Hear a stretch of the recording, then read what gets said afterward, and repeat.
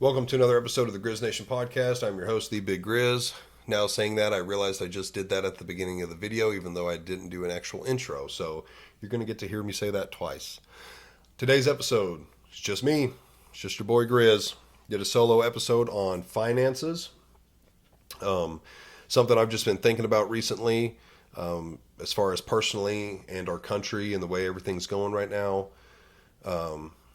I've been wanting to do a solo, actually been wanting to and needing to. So I was kind of fired up about this topic and decided to do one today. So as always, shout out to the sponsor, Hell the Sun, for sponsoring this episode. Exciting news. Code GRIZZ now gets you 10% off at checkout instead of 5%. So I'll put a link in the description. Go click on that. It'll take you to his website. Use code GRIZZ and you'll get 10% off. So exciting news. Thanks to Hell the Sun. Guys, thanks for watching and listening. Enjoy the episode, and we'll see you in the next one.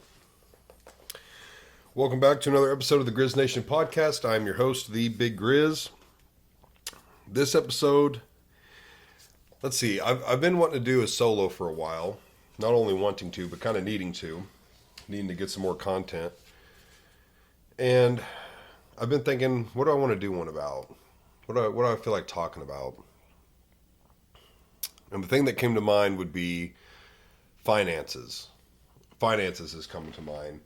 And I want to start by saying I am not a financial advisor, so anything I end up talking about during this episode is not advice at all. How I could be wrong on many things.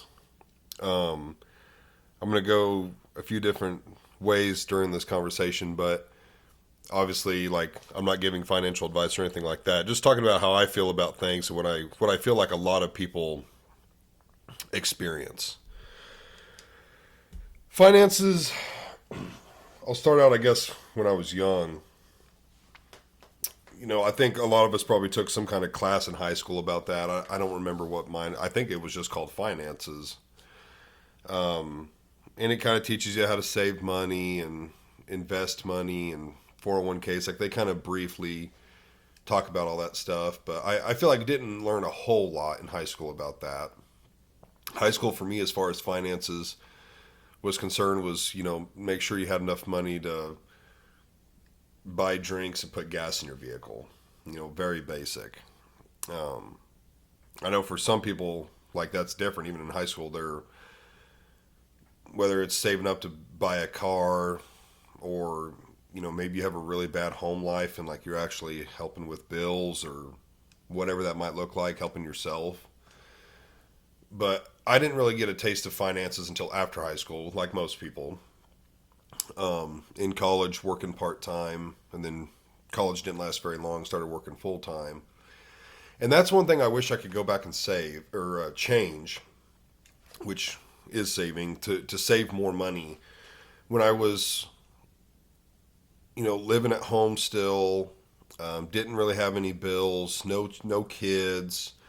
My wife didn't work at the time. I mean, she worked part-time. Her going to school was her big thing. Like, she went to school. She had to work on campus, which was kind of like working off tuition. And then she also worked part-time. And my only really responsibility that I had at that time would be taking care of her a little bit. You know, I tried to, like, pay for her gas and give her money so she could, you know, whatever money she made was, like, it wasn't a lot. So she needed to keep all that. And I'd give her some money for, you know, little bitty things, make sure her car was full. For me, same thing, you know, gas money. And then really a lot of that money was for hobbies, whatever that might have been going into. Gaming, I had a motorcycle at 18. So, you know, working on my motorcycle, or I had an older pickup at the time, so it wasn't so much maintaining the pickup, but, you know, changing things, fixing things, whatever it might be. So very early on, there was, you know, and I had a job in construction, so there was no, like, 401k through the company or insurance or anything like that. So it's pretty much just get the check, spend it how you want.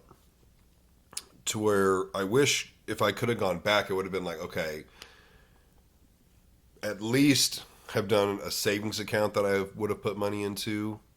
maybe not have done the whole 401k thing yet. I think that is super smart. Like if you're young, you're about to start work.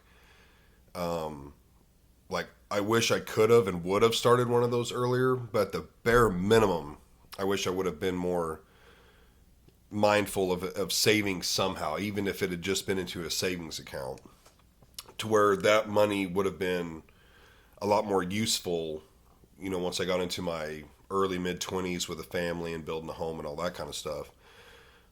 And I do things like that now. Like, my job now, I have a 401k and all that stuff. And I put money into our savings account every single week. I have a reminder on my phone every Friday to transfer money into it.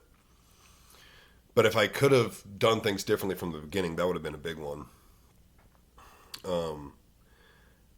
I notice now, I feel like, well, I don't have my laptop. I was going to look some stuff up, but I just kind of started this.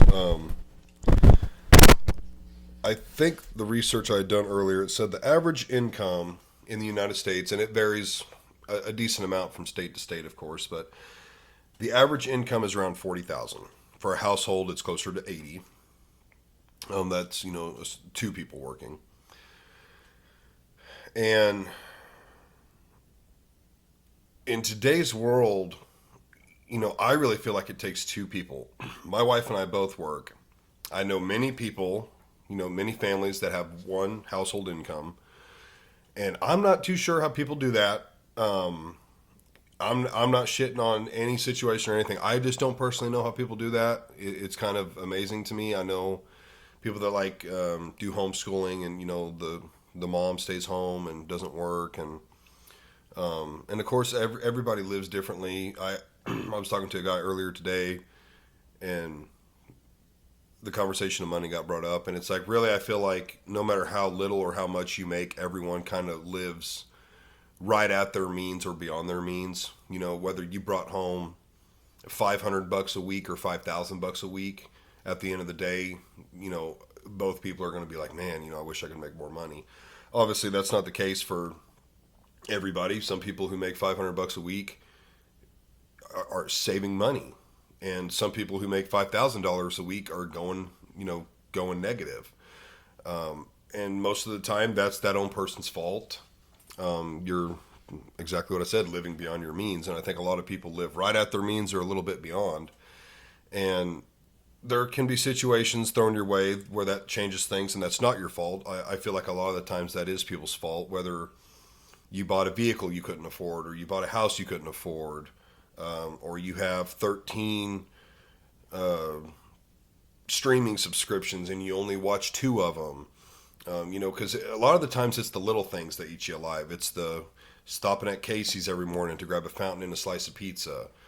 Or like me, I use tobacco. Like, that stuff adds up. You start throwing all these little purchases, and they kind of snowball into these $200, $300, $400, $500 credit card bills at the end of the month, where you're like, how did I spend that much money on my credit card? And it's like, well, every single day you got, $8 at the gas station for a drink and a slice of pizza, and you have this subscription and this payment and this and this and this, and it all adds up. And it can be really frustrating.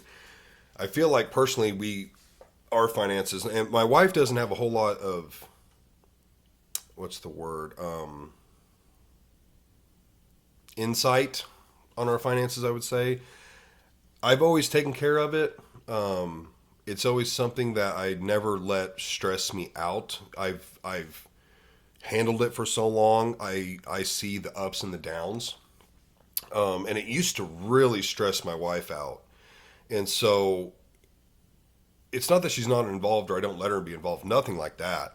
I don't want that stress to fall on her, because it stresses her out, where it doesn't really stress me out. Because I realize, and it depends how your bills are set up and where everything falls in the month. But it kind of goes in this up and down, to where sometimes it's like every single bill you have hits in 1 week.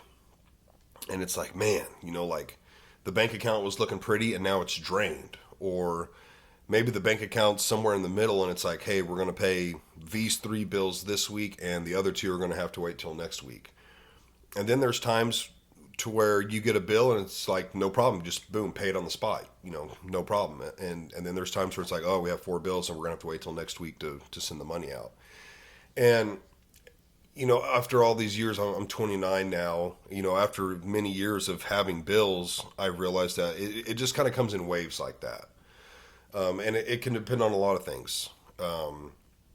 Maybe at one point you were getting a lot of overtime and now you're not getting any overtime. And so where you were bringing home an extra, $100 to $300 or whatever it might be, occasionally or maybe all the time, and now that's taken away, that adds up pretty quick.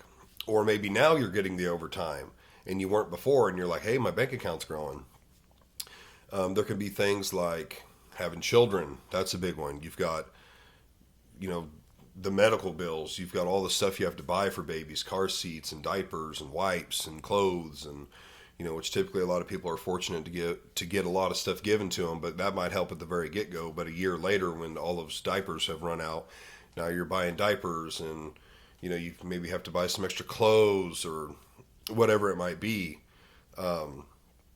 Stuff starts to add up. A lot of people, I feel like buy homes that are kind of right at their means. I feel like that's a big one a lot of times. And sometimes I feel like it goes the opposite. People are like, they build themselves, or they, kind of buy small and stay that way. And, sometimes it's like, man, I wish we would have done that. I mean, we built our dream home, and there's times I look at it, it's like, man, I kind of miss that rent payment we made before we had the kids in the house. But, there's a give and take. Do you want the nice house? What I really want to get into, I'm sure I'm going to jump around, but I know a lot of people that talk very highly of Dave Ramsey, and I think he's got some good advice. I think he has really good advice for people that have dug a hole so deep they can't get out of. I really like his advice on that stuff. But as a whole, I don't agree with his advice. Now, if you're somebody who is in crippling debt and your lifestyle is the biggest reason you're there, I like his advice as far as sell everything, liquidate everything, move in with your in-laws or your parents, and no more going out to eat, no more subscriptions. You're eating peanut butter and jellies every day. You're living like an animal basically to get out of that hole. And that's the part I like and don't like. Again, if you've put yourself in that situation by bad spending habits and taking out loans you can't afford or putting things on credit cards that you shouldn't be, I get that. You did that to yourself. That was your own fault for getting in that spot. And a lot of the times, people who are in that spot, it's almost always themselves. It's not like you have a sick kid and all of your money's getting dumped into that. That I would understand. I'd give anything, if a child was sick to help them, more than finances. But most of the time, you've put yourself there, and I get that. The things I don't agree with is like, okay, you're single or you're married with kids, whatever, your finances are pretty good. You have a decent vehicle, a decent home, like nothing crazy either way. Kind of right in the middle, everything's good. And I feel like the advice is just like, well, you need to start eating ramen noodles. No more going out to eat. No more going to the movie theaters. That stuff should be very little, like 1% of your income should be on entertainment and things like that. Everything else should be based off of groceries and fuel and mortgage and electric bill. And then as much as you can put into your 401k or savings, you should do that. That's the part that I don't agree with whatsoever. None of us are promised another day.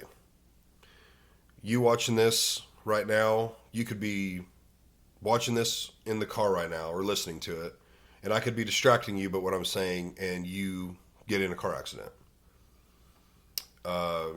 You could be eating dinner with your family tonight and have a massive heart attack.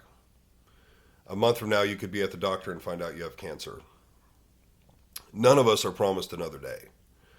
And I don't like the thought of, I'm going to live now so I can live better when I'm 65 and retired. At this point, hell, you could be people my age could be older before we get to retire. I don't live that way because we're not promised another day. And why would I want to enjoy myself at 65 or 70 when I'm on my deathbed, basically? Now, there's plenty of people that are that age and totally healthy. I know a lot of people that age and healthy, but you're not 25, 35, 45, hell, even 55 anymore. Okay. 60 plus, whether you're in good health or not, you know, you're on the last dance. Like, I hate to say that, and it sounds really dark, especially if you are that age. My dad's approaching 60, and he's in really good health. But a lot of people that we know, they die in their 60s, 70s, 80s is pretty good. People in their 90s, that's like, congrats. You basically have it lucky, especially if you're in good health.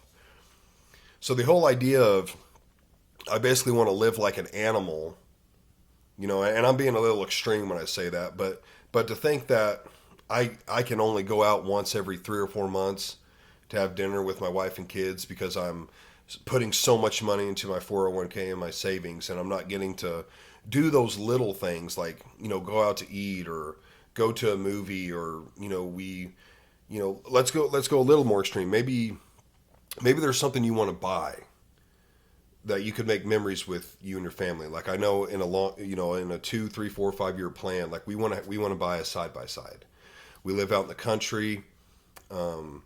We have children. I'm wanting to get like a passenger one to where me and all the girls could load up and just go drive around on the back roads, or go drive down by the creek or in the timber, and make memories and stuff like that. And it's like, yeah, that costs money. That's a toy. That's not really a necessity for it's not like we have a farm where we could justify, yeah, get a side by side so you could go check cattle and feed and stuff like that.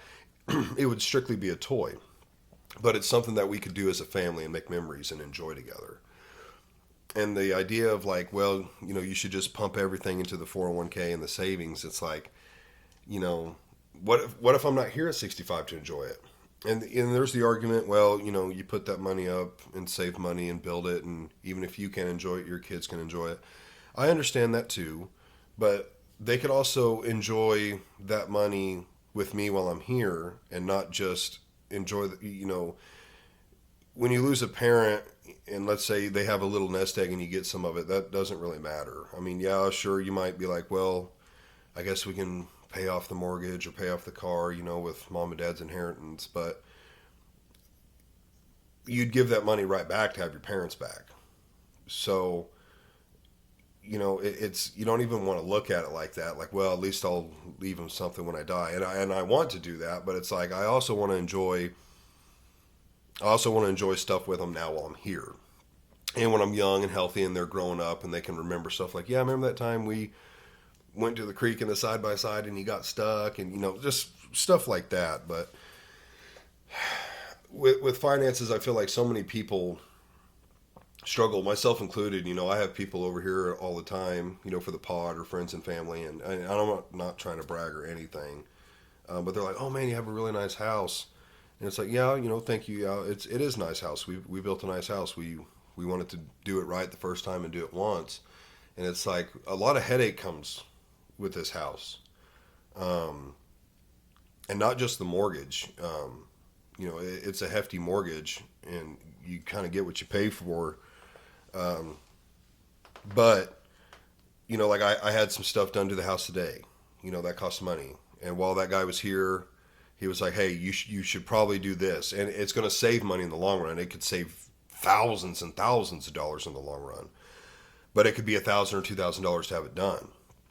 And, that's another issue with like being a homeowner, is that stuff falls on you. When you're renting, that stuff falls on your landlord. And hopefully you have a good landlord that's going to actually put money back into the unit or the apartment or the house or whatever you're renting.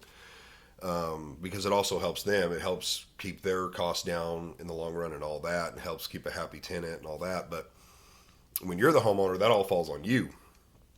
And so you have the expense of your mortgage, which includes the mortgage itself, insurance, taxes, all your escrow stuff, then all the maintenance.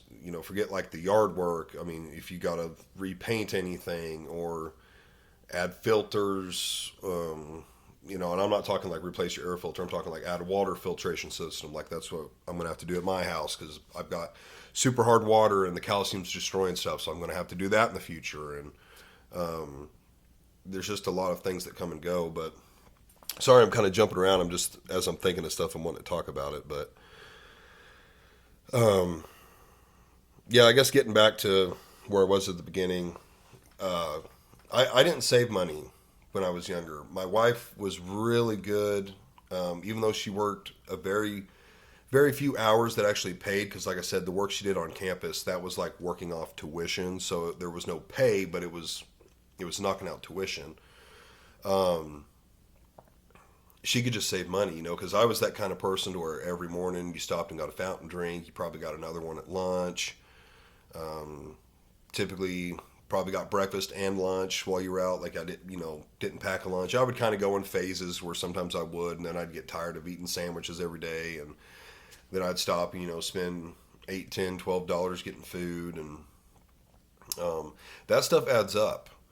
And if I could go back, I would have done stuff differently, and not differently to the point of like, hey, I can never eat out, I can never get a fountain drink. I just got to stop all these small purchases. But it's like, hey, maybe out of five, out of Monday through Friday, maybe you should only eat out like one day. And that is what I started. Well, no, I guess I did that for a little bit. And then towards the end, I stopped doing it. But like, treat yourself, but do it smartly. So instead of eating out every single day, why don't you just eat out on Fridays? And the rest of the week, you need to bring your lunch. And I noticed that made a difference. Or instead of dumping all of your money into your motorcycle, why don't you just do this and then be happy with it? And there's nothing wrong with wanting to do things like that. Like, talking about this, I have a laundry list of things I'd love to do to my pickup. And diesel pickups aren't cheap. It costs a lot of money to do those things. And I want to do them, but I also realize, hey, that's something that's like way on the back burner. There's this, and this that, we want to pay off first. There's this, and this that we want to do to the house. Like, that's something to look forward to after debt's done, after little upgrades to the home or whatever are done, after regular maintenance on vehicles are done, and you know that everything's squared away. That stuff is play money. And I know a lot of people want overtime or need overtime. And I think it just depends on your living situation. You start talking to people that work 60, 70, 80 hours a week, and you realize how much time they sacrifice like away from their families. And that was something I never wanted. I never wanted to work 60 plus hours a week. Hell, I don't even want to work 50. If I can be comfortable working 40 and the rest of my time can be spent at home with my kids and my wife, or playing video games or riding my motorcycle, or whatever it might be, like, the more time you're at work, the less time you have for yourself. And there's nothing wrong with wanting to work overtime or needing to work overtime. Obviously everybody knows overtime checks are, they're nicer. But that was just always something like, I always wanted that time off to kind of reset, rest up, spend some time with the family, and just kind of get ready for the next week. But back to like the whole one person work in the household, Maddie and I have always worked. Like I said, when she was in college, she didn't work near full time, and we weren't living together. We didn't have kids, of course. So like whatever she made, she used, and then I think I've talked about it on the pod before. Like, I bought her a car. I would do little things for her that I could, so she could be more comfortable and focus on school. But once she got out of school and we were both working, it was like, wow, like this is nice having two incomes. And so that's why I say, like, I don't know how people do it on a single income, but, and we were, she's taught me a lot about saving money. I know she was always, even when I was in construction, she was like, you should think about getting a 401k and starting that. And I had always thought about it and thought I should, and just never did. I was really in the mindset, we had that motorcycle that I ended up having to sell, and I'll get into that.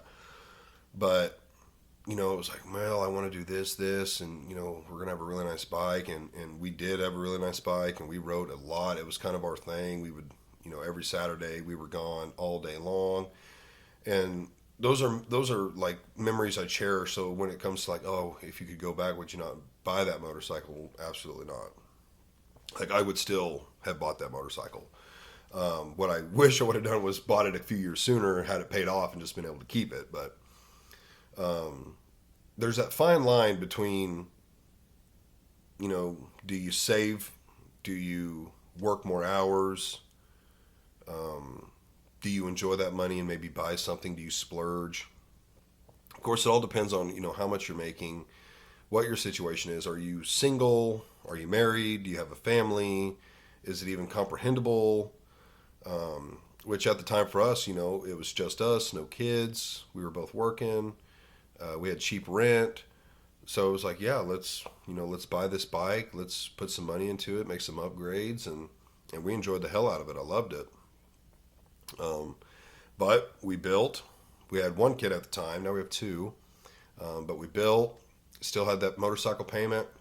And again, I oversee our finances, so I'm sitting there doing the math, and I'm like, this ain't working. This was working when we had a $500 rent payment, and this ain't working out now with a mortgage. And now we're buying diapers and wipes, and we're still paying on medical bills from having the kids, and it's like bike's got to go bye bye. And it was so strange. I feel like any parent can really see this. But I remember at the time, Maddie and I were talking about selling that bike, and she was so against it because she loves riding. And I just told her, I said, like I'm looking this over, I'm doing the math, and yeah, we've had it for like 6 months, but while paying the mortgage, and I was like, but this ain't adding up, you know. So I remember, like, I made the decision very quickly. I didn't give myself any time to reconsider, uh, to try and find a way of how could we make it work. I just got rid of it as quickly as possible, and it doesn't haunt me to this day because I know it was a necessity. It had to go, but I still remember riding it down there and just realizing like this was the last time I was going to ride it. And I remember pulling up to the spot, getting off the bike, didn't even look back, didn't even ask them if they wanted me to drive it into the building, nothing. I got off of it and just basically was like, I can't look at it. I can't start thinking, could I make it work? It was that like father protector instinct kicking in of like, it's got to go, so we'll be okay. And that's what I did. I got off of it, didn't even look at it again. Went in, did the paperwork, just walked right by it and got in the truck and left. Which it sucked. But Maddie and I, we told ourselves it was like, hey, we're going to get another one someday, and it'll be just as nice, if not nicer. And it'll all work out in the end. But you got to make those kind of sacrifices sometimes, so you'll be okay in the moment.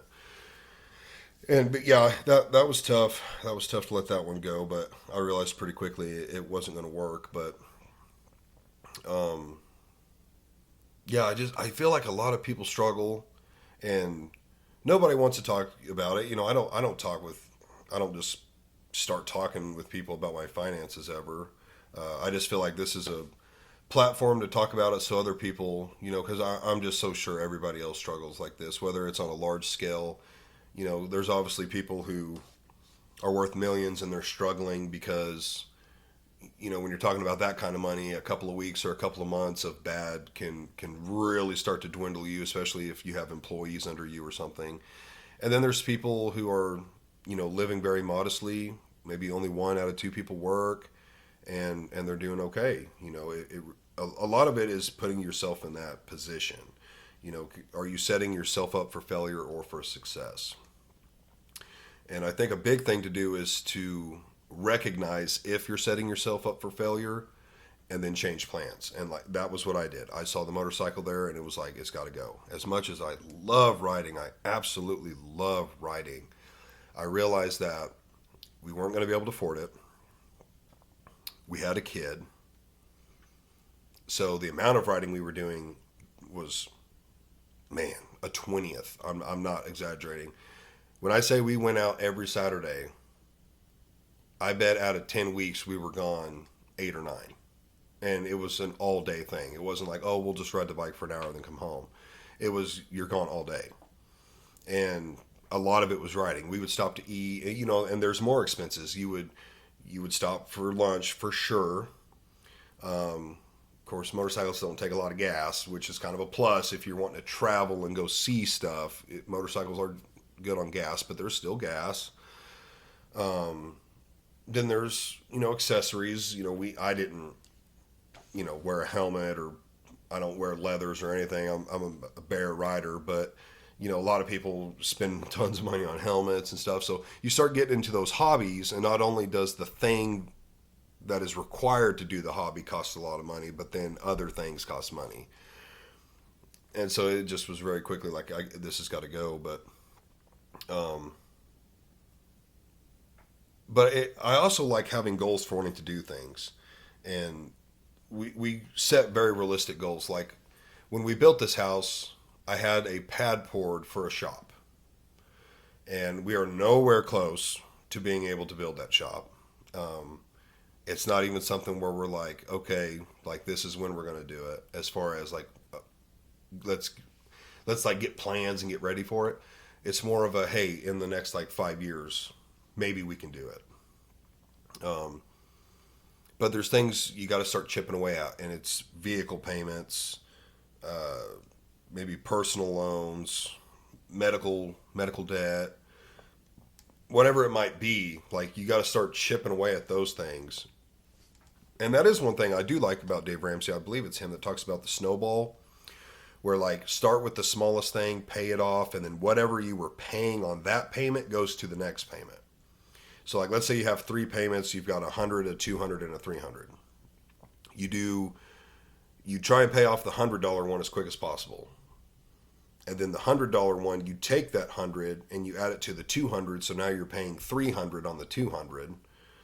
And then when that's done, you take that 300 you're paying on the 200 and apply it to the 300, the big payment, so now you're paying 600 on it. I do like that. We've done that. I do like that. There are some ideas that I do like. And I practice those. So, I practice those. Again, like I said, I always put money in the savings every week. And that savings is like, we have an emergency fund, which that like never gets touched. That's been touched a couple times. And, unfortunately not for emergencies, for not stupid purchases, but things that definitely weren't needed, but always replaced. But then you got to replace it, which means you're taking money out, whether it's weekly or monthly or whatever, to slowly build that back up. But the savings is kind of like a little bit every week for in case the car breaks down, or it's time to fill the propane tank, or we buy our meat by the half, so like half a cow, half a hog.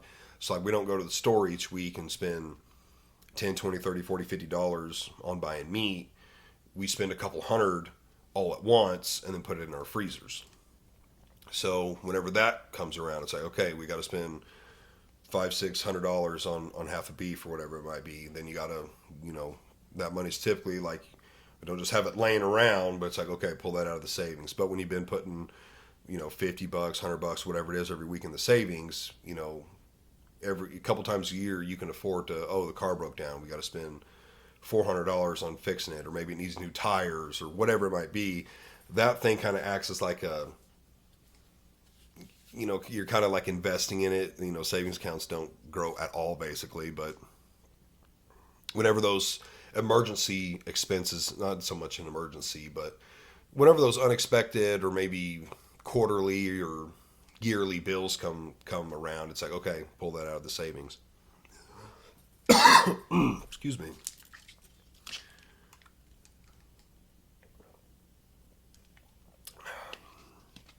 But Yeah, I think it's a struggle a lot of people face, and just nobody talks about it. Nobody realizes, what is somebody truly going through. Are they struggling to pay their bills, or like, well, I know one thing that really takes a toll on a lot of people is daycare. We're very fortunate that a lot of family and friends watch our kids, so it's not near as bad. But sometimes it makes sense for one person to stay home if that person's making $400 or $500 a week, and you're spending 300 or 400 on daycare. Well, it doesn't really make sense for you to only be profiting $100 or $200 or even $300 a week, unless you absolutely have to. It would make more sense for one of you to stay home and enjoy your children. Whether you homeschool them, or you just stay at home with them until they go to school. That quality time, for you and for the children, is a couple $100. It's like, no, I'd rather make less, and one of us get to stay home with the girls. That's not always. And again, if you need that $100 or $200 or $300, then it's not an option. You still need to go to work. But a lot of people do what they have to do. I mean, most people do that. The only time you see that not happening, I guess, is like if people lose their homes or their vehicles or stuff. And again, that a lot of the times that's put on themselves, going in over their heads. But I don't know. I just think it's a struggle that a lot of people go through. I think we do better than some people for sure, but we have our own struggles. Um, Maddie's really good with money. She's really good about telling me, like, hey, you don't need to stop at the station and get a drink, which I'm so much better about that now. And like, I meal prep now, so I don't go out for lunch anymore. Um, we try and do a lot of things like at the house, and um, I don't know. There's just so many ways you can save money that I feel like a lot of people don't do. And again, that's what I'm talking about. Those everyday purchases of $5 to $10. Let's say $10. I mean, if you're honestly going to the gas station or McDonald's or whatever to get lunch or breakfast or something, you're spending every bit of $10. Especially if you're somebody who's getting an energy drink and two slices of pizza, or you're going to McDonald's and getting a number one, and getting a large fry or whatever, large drink with it. Like, you're going to spend at least $10. So even if you only do one of those a day, just Monday through Friday, that's what, roughly $250 a month. If you're doing that twice a day, if you're going to the gas station every morning and going to McDonald's, double that. That's $500 a month. And you have food at your house. Like most people, they're going to have food at the house that you can definitely make your breakfast and lunches for half or less than versus going out. And when you think, oh, it's only $5 or $10 a day, there's 30 days in a month. So at $10 a day, let's say you're doing that every day. Maybe on the weekends you're also going out to eat or whatever. Let's say it's averaging out to $10 a day. That's $300 a month. On just eating, which you could have just made lunch at the house and probably spent half of that. So there's little things like that to do. Then there's the big things of, do you need a brand new car? There's a difference between, do you need something brand new? Like maybe you're an Uber driver for a living. You probably need a brand new car. Not only does it need to be nice, it needs to be reliable. Do you need a brand new $80,000 pickup?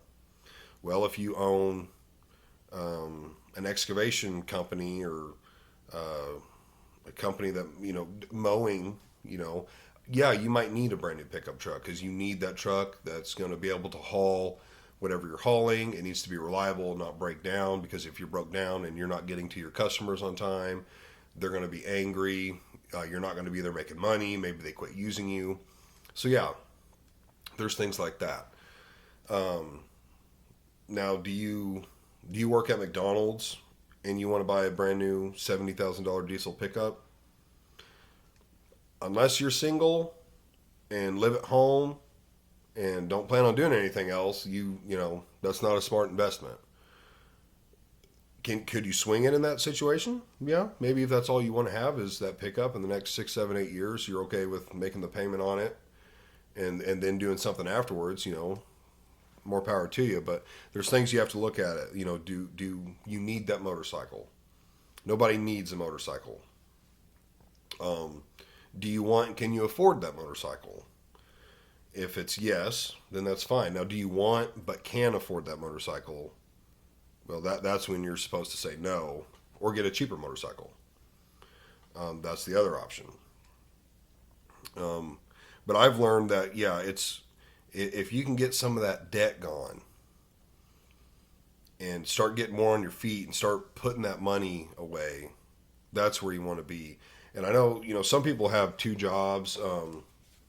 Hell, my wife has a part-time job on the side, and she also does photography a little bit. And like the photography money isn't really relied on at all. That's kind of just like a hobby of hers she likes to do.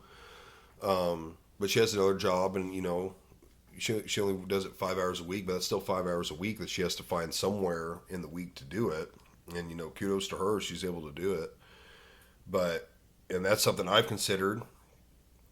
I have an opportunity to start doing some concrete, and it's on a day, on one of my days off, and it's like, sounds like good money. I've been around concrete in the past. I'm not going to say I know how to do it, but I understand the gist of it, and I've seen it done for many years.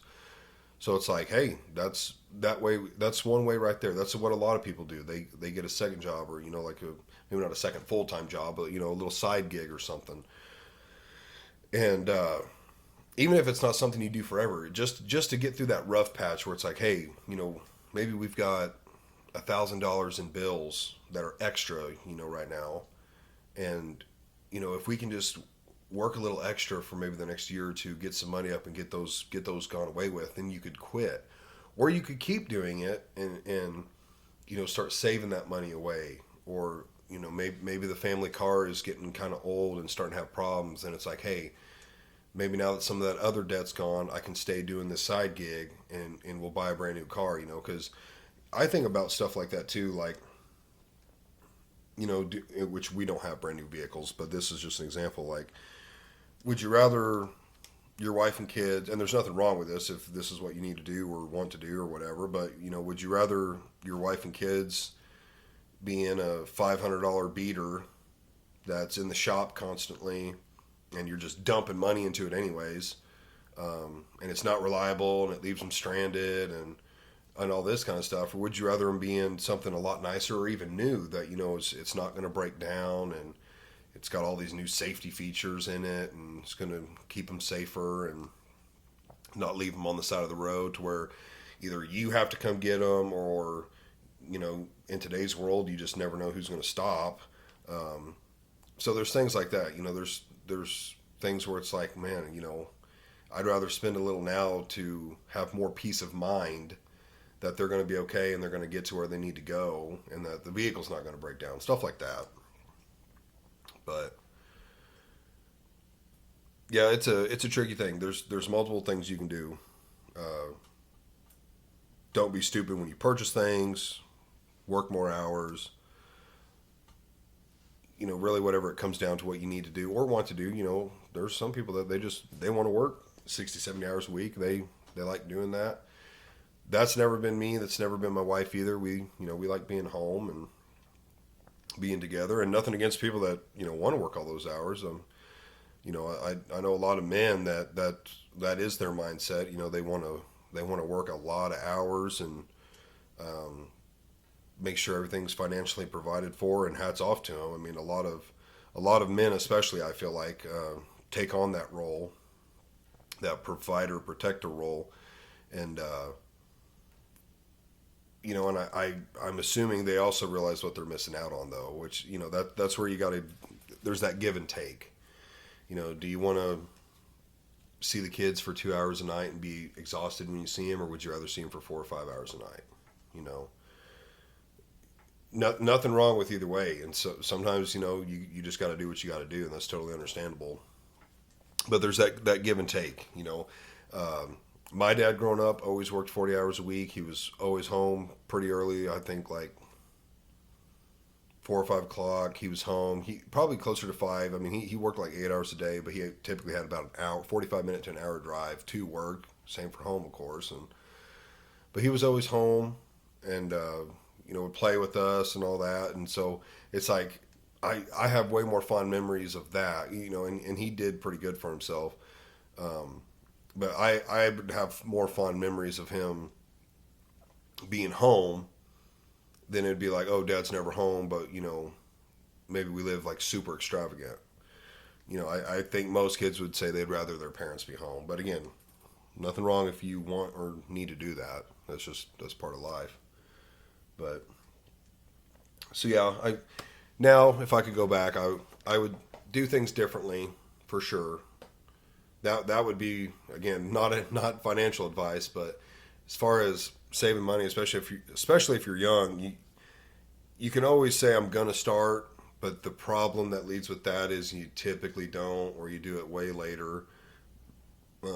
My first job didn't offer that kind of stuff, but man, I wish I would have, if not done a 401k or something, at least started doing the savings thing earlier. And instead of just blowing all of my money at a young age, being more realistic with, hey, someday I'm going to want a house, or I'm going to have a wife or kids, and it would be nice if we were able to have a little bit of a head start if I just started putting some money back. And in the same token, I'm not saying you need to just go to work just to put all of your money up. Like you should want to enjoy the success you're having, and be able to have something, but not live beyond your means. That's the biggest thing, is living beyond your means. Um, I feel like a lot of people do it, but hopefully, not to get political here, but I really think with Trump's administration, things are really going to turn around. Obviously, the left is freaking out that, eggs and milk haven't dropped in half by now. And it's like, well, the man's been in office for, what 3 months now. Things don't just happen in an instant. Um, I feel like a lot of people I've talked to think, this is going to be like a year-long thing, which in the grand scheme is not that long. But you got to start somewhere. So if you want these prices to start coming down, well, the first thing is you got to get fuel to come down, because everything is hauled with fuel. And so if you can open up the oil pipeline, start using our oil and not oil from overseas, or put tariffs on oils from overseas, then the price of gas is going to fall. The price of diesel is going to fall. And when that falls, the price of your eggs are going to fall, because it's cost less to transport them. He recently did away with some EPA stuff. I believe it's EPA. So, like diesel trucks, it's actually been against the law to delete your diesel pickup truck. It's real bad, like in California and stuff, or truck drivers. It's especially bad. Obviously, we all know somebody, myself included, who has a deleted pickup truck, and they have, I've heard of even them getting cracked down on, but like semis and stuff, like that's an absolute no. You'll get a huge fine for it. California definitely does not mess around with that. You see that certified clean idle with the California logo on those semis, like that's what that's all about. Trump's doing away with that. And what that's going to do is that's going to bring the price of those trucks down, because there's so much stuff they have to put on those trucks that obviously cost money. It costs money to make them, to ship them, to have them installed. When you take all that stuff away, you're not spending money on the material, the shipping, the labor. Like that's all going to go down. Diesel's actually, because they're so regulated and have so much of that crap on them, it makes them run less efficient. So if you get rid of all that stuff, which should bring the cost of the truck down, and because the oil pipeline's open, the cost of fuel's down. Well, now not only is that truck going to be cheaper to buy, cheaper to maintain, and the fuel that's going in it is cheaper, but the truck's going to get better gas mileage. Okay, so even if it's only a mile or two, when you're talking about semis, a mile or two is a hell of a lot. It could be 2 or 3 or 4 miles better, but that adds up very quickly when that truck is traveling hundreds of thousands of miles in its life, so a million miles or whatever. So it starts to snowball, and it's going to affect cost of building homes. Less taxes means you're going to be bringing more money home. When you're making more money, typically you spend more money, which helps surge the economy. But this stuff doesn't just happen overnight. So we need time. I was actually just watching something about Doge and the $5,000 stimulus checks. Apparently, it's $7,500 if you're married, filed jointly. I think that stuff's good. The stimulus checks we got during COVID, that in my opinion was not good. I know some people needed that. In the grand scheme of things, they gave us almost nothing. Like if you truly weren't working, a couple of grand wasn't going to last very long, anyways.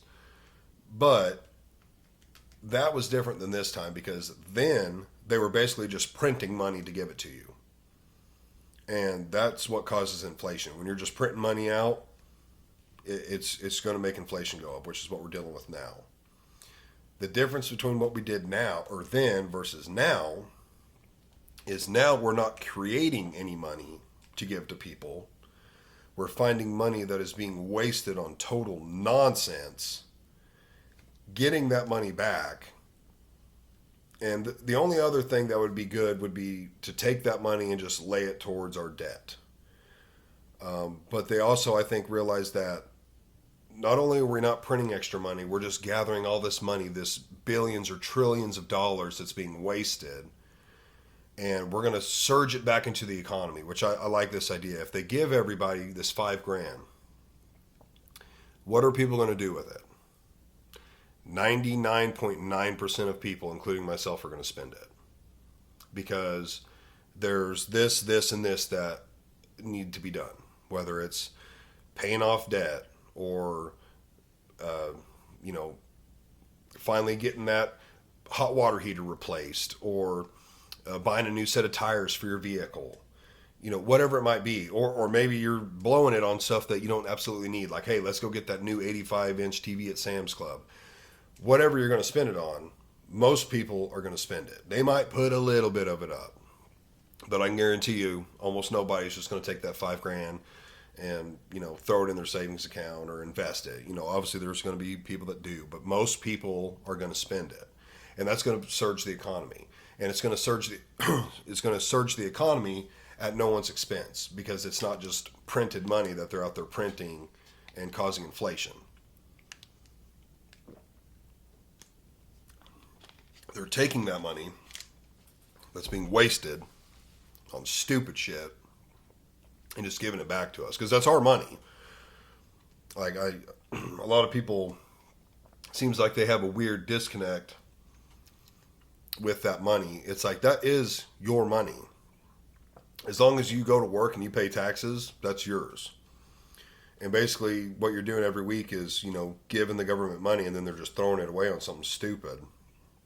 When it's like, hey, I would actually like to use that. I actually need that money. I could actually use it for something good and, not studying whatever stupid bullshit they're studying or giving it away to foreign countries that aren't giving us shit.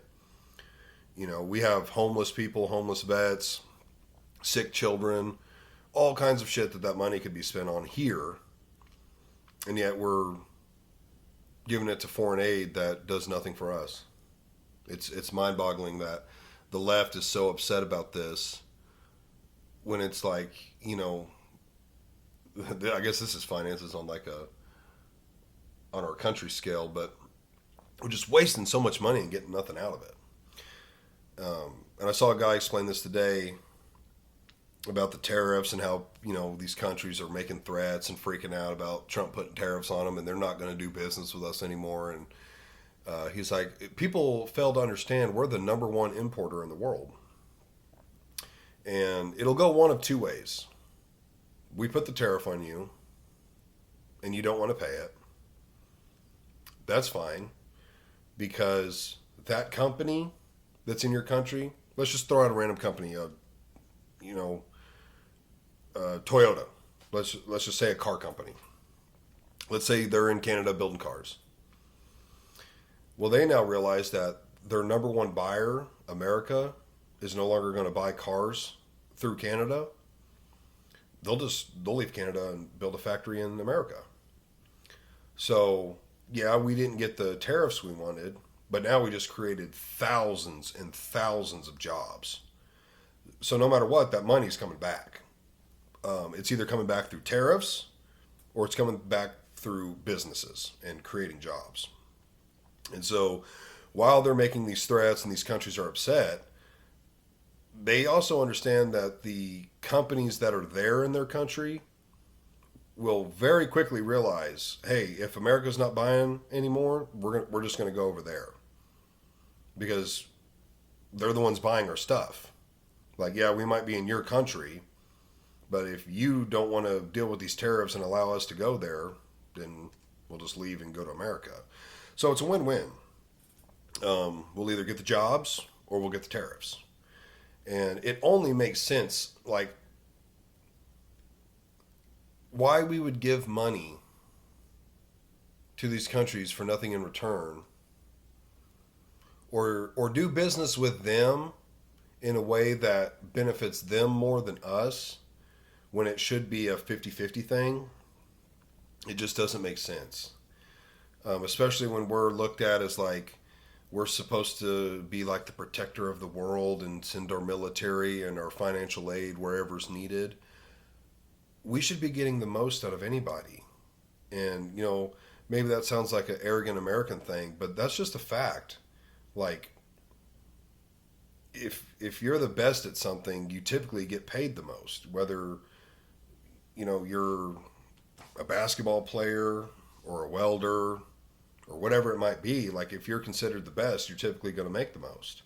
And that's what we're kind of considered as the best. But yet we make the least and we give away the most. And on a grand scale, that's why we're, 30 something trillion in debt. And that's like a number that's not even fathomable. I mean, that's such a large amount of money. And that, I've heard their plan on how to pay it off. It's basically, I think, $1 trillion or $2 trillion a year is what they plan on doing. Because basically they're rounding up the wasteful spending. What else was there? Let's see. They were rounding up the wasteful spending. The tariffs was another one. And there was one other thing.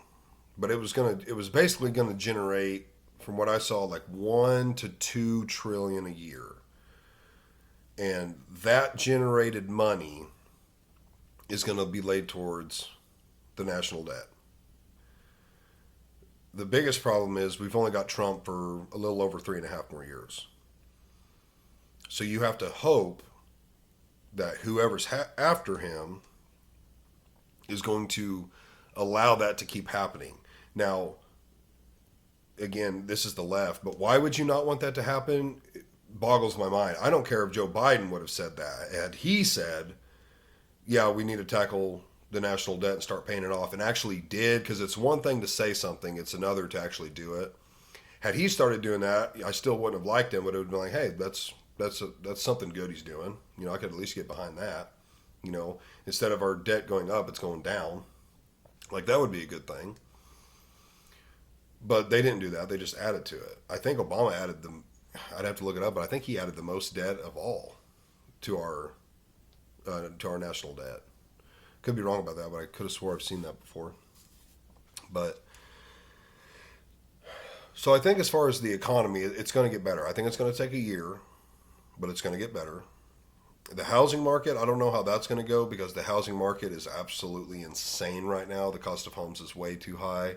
I've heard it's starting to come down, but unfortunately, I mean, it really sucks to say because I know a lot of people in the trades, my dad included, but the housing market needs to crash. Because a home 10 years ago that was worth, $150,000 is now worth $300, $350. Like, they've doubled or more than doubled in 10 years. It's absolutely insane. I unfortunately built during like the most expensive time. But I remember when I started working, there was a home we were selling for $110,000. You could get it with no brick and no granite for $100. But most of them were $110. And I remember very quickly, like I feel like a few months, they were up to 125. And then when I left there, they were selling for I believe 270, somewhere around there, give or take 5 grand. Same home, same materials, same everything, and it more than doubled. And that would have been probably 6 years, in about a 6 year stretch. They more than doubled. That makes it extremely hard for people to buy. Now, I don't know how the rest of the country works. Missouri, seeing a lot of people that have bought our homes, it's a landing spot for a lot of like Californians and stuff. A lot of people from out of state move here, and I think it's because our cost of living is one of the cheapest in the country. So a lot of these people, I had talked to a few, like basically they sold their house in California, made a fortune off of it, came here and bought, like with cash, just bought the house, didn't finance it, bought it. A house that they couldn't have afforded in California, or they couldn't have afforded to buy it brand new, but they were able to sell their little home or whatever, make a ton of cash, come here and then buy one. And so there was a lot of people like that, but I don't know how people are buying homes right now. It's insanely high. Um, Material needs to come down. You never want to see the wages come down because those guys they're skilled laborers. They have tools and insurance and workman's comp and trucks and trailers. Like it's hard to justify their prices coming down, and I don't think at all people in the trades are being paid too much. I think a lot of it is the cost of the material. The material is just stupid high right now, and that has to come down. And unfortunately, typically the only way that comes down is through a crash, which screws a lot of people because there's no more work to do, and they either have to start traveling. My dad had to travel back in '08 when the '08 crash happened. I think he traveled for about a year, maybe a little more. And then things slowly started picking back up to where he could come back. But that's the unfortunate thing is that it's got to crash. If these homes, if you want to be able to buy an affordable home, that's what's going to have to happen, unfortunately. Unless people just start bringing them down on their own, and I don't think that's ever happened in the history of home building. They ride it out as long as they can, get as much money as they can while it's hot, and then when it crashes, they survive until they can do it again. So a lot of people, or they get out of it. A lot of people just after '08, they just quit. They went and got a regular 9 to 5 job and gave the trades up. But so yeah, as far as the economy and the financial situation there, I think the Doge is doing really good. A lot of people don't like Elon Musk. Um, I think if you're an idiot, you don't like him. The man is clearly a genius. He's worth billions and billions of dollars. I mean, look at everything he's done. I mean, look at the recent thing with SpaceX. NASA, who sent the astronauts to the space station, couldn't even get them, or at least claimed they couldn't get them. So Elon went ahead and did it. Like, you're talking about a pretty smart dude here. The guy literally caught a spacecraft that was landing back on Earth. Like, they're making it to where they can be reusable and not just crash into the sea and all that money is wasted. So we're talking about somebody who's pretty brilliant here and obviously worth a lot of money. So if you're wanting somebody to go through your spending habits and overlook your finances, I think this is a pretty smart guy to be doing it considering his finances are the best in the world.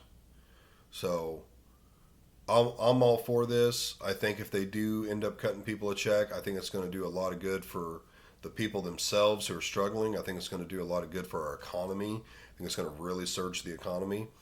I think people need to give Trump more time.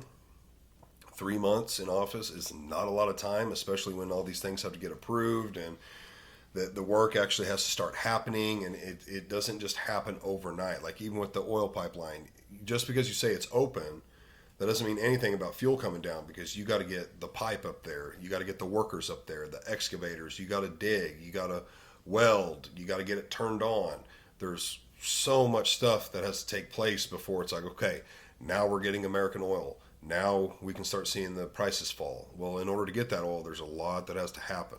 And there's a lot of red tape and all that kind of stuff that has to happen before you even start that stuff. So it'll take time. I think about a year. I think by next January-ish, I think things are going to start looking quite a bit better. And I hope that's true for, the companies we work for. I hope that's true for all of us that are, working for these companies, that they're able to thrive more and give raises and make more money themselves so we can make more money. That's what it is at the end of the day. Like, no matter where you work, they have to be making money so you can make money. Like my dad's always said, I've never worked for a poor man. Like, wherever you're working, whether it's a mom and pop thing or yourself or a Fortune 500 company, they have to do well so you can do well. That's just part of it. Every place is there for the money. And so if the economy's hurting, they're hurting. If they're hurting, you're going to hurt with them, because money doesn't grow on trees, So, but I think it's going to pick back up. I think, we're going to see stuff falling in price, and the overall economic situation is going to get a whole lot better. But I think I'll end it with that. Like I said, I've been wanting to do a solo. Just haven't been too motivated about any specific topic besides this one to get on here and talk about. I thought about just finding something specific, but I don't know. I like to be motivated and fired up when I do these solos about what I'm wanting to talk about. And this has been on my mind lately, just because it's one of those things where, even in my own personal finances, you have those mountains and valleys to where, there's certain times of the year it's like, man, the bank account looks good, everything's good, nothing's broken down, no weird expenses have popped up. And then you hit those valleys to where it's like, it seems like every single bill falls in 1 week of the month, and you're broke, or maybe you got to buy new tires or fill your propane tank, or something happened where it's an unexpected expense pops up. So it seems like that's when it typically happens, is right as you're starting to get on top and bank account's looking good, all the bills are paid, you're like, man, things are looking good. It's like, boom, oh, now I got to buy this, or I got to go do that, or this came up, or had to go to the ER, or whatever it might be. It seems like that's typically when that stuff happens. So that's just been on my mind, thinking about the opportunity I have with concrete and making some side money, and seeing our debt and like kind of where things are at, and how we're paying certain things and snowballing our money towards debt. And I think it's a really smart thing for you guys to do. Again, not financial advice, but I think the key is there is a light at the end of the tunnel. Whether you've put yourself there or not, there's a light at the end of the tunnel. Everybody can have way better spending habits, whether they're big or small. And sometimes the small ones are the ones that eat you alive. But just be smarter with your money, smarter with your time, smarter with your investments. And in the end, I think everything will work out. It seems to always do. So I will end on that, guys. Thanks for watching and listening. We are at 80 subscribers now on YouTube. Again, I always forget to look at Spotify, so I don't know where I'm at on Spotify, but shout out to YouTube for 80 subscribers. I'm wondering how long it's going to take to hit 100. I'm excited to hit 100. It's only 20 away. It might take a little bit to get there, but that's the next milestone. It'll be really cool to see triple digits on the subscribers. So if you're watching or listening and you're not subscribed, go check it out. Click that subscribe button. I also have some news that I just found out from our sponsor, Hail the Sun. Code GRIZZ now gets you 10% off instead of 5%. So if you've been kind of skeptical thinking about it, there's no better time than now. You're getting 10% off. So go to the link I'll put in the description, click on it, go check out his website, and use code GRIZZ at checkout, and you'll get 10% off. So, guys, thanks for watching and listening. We'll see you in the next one. Peace.